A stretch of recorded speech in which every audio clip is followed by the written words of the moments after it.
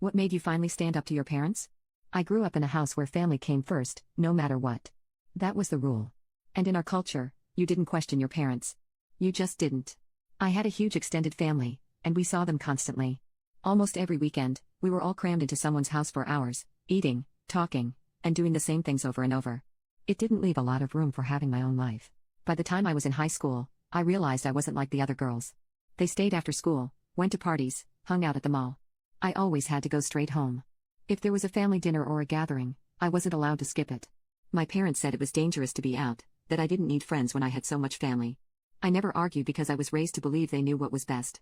When I graduated high school, I got into my dream college. It was out of state, and for a moment, I let myself imagine going. I told my parents about it, and they smiled. They said they were proud of me, and for a second, I thought maybe they would let me go. But then they told me it was too far. They said I'd be lonely. They thought it was better if I stayed close to home. So I did. I turned down the offer and went to community college instead.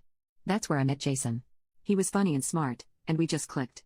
We started hanging out after class, and I found myself making excuses to stay on campus longer. Eventually, we started dating.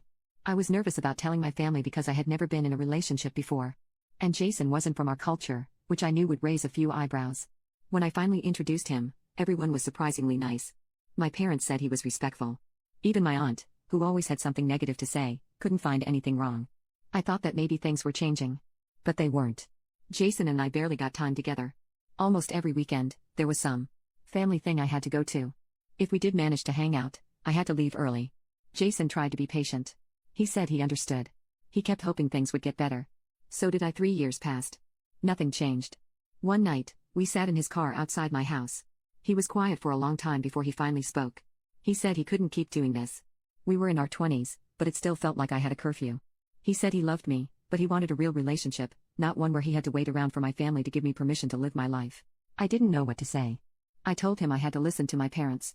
That was just how things worked. He said he couldn't wait forever. I didn't sleep that night. I kept thinking about how much I loved him, and how much of my life I had spent doing what everyone else wanted. The next day, I told my parents we needed to talk.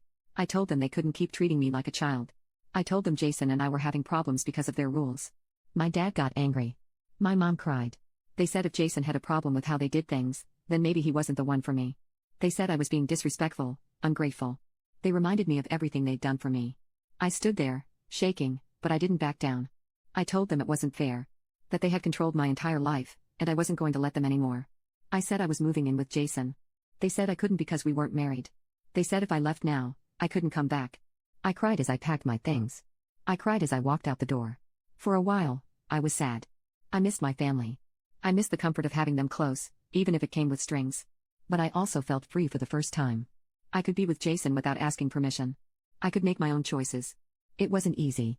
But it was worth it.